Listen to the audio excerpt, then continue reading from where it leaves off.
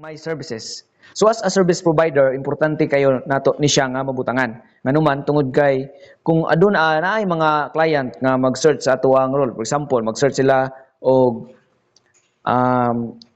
mason. So inig search nila sa mason, makita nila dito ang atuang profile. Then pag makita nila ang atong profile, ila din ang tanaw ng atuang services nga gina-offer. So kung wala tay services na butang, so dili nila makita nga mao din ang kaya niya nga i-serbisyo day. Kaya din niya ni mag-plastering, kaya niya mag-file og hollow block, kaya niya mag-finishing. So inga na siya, mo na nga importante kayo nga mabutangan nato.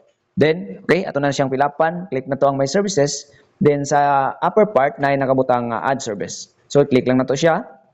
Siya ay nakabutang add cover photo. So kung unsa to nga na ba kay warehouse dira, na ba kay building dira or shop dira nga gusto nimo makita, so pwede nimo siya i-upload sa cover photo.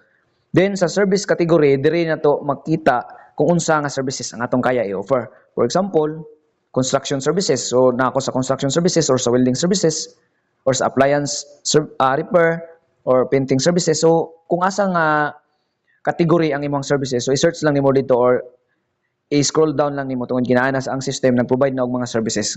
So for example, akong services is na belong sa construction nga category. So click lang ako ning construction services. Then sa button na nakabutang registered business ba, license ba siya, certificate for training ba, or experience based lang ba ang imuhang nakuha ana nga services. So for example, ako is license, so i-click lang nako ang license. So kung through experience na po nako nakuha nga kaya nako na i-offer nga services, so i-click lang po nako ang experience based, guys. Then kung naka in situ, so kaning in situ i-click lang po nimo.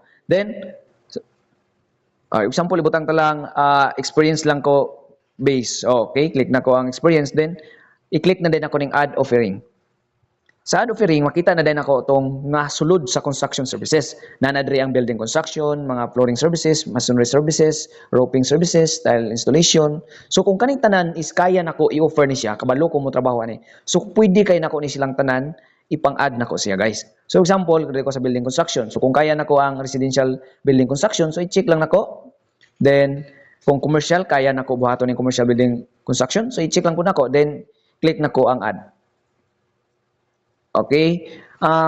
Kung nakay sa building construction, kung naay wala na butang dire, then kaya ni mo i-offer, is pwede ni mo i-click ning add button sa kilid. Dayon, i-add ni mo ang offering nga kaya ni mo i-offer sa mga client.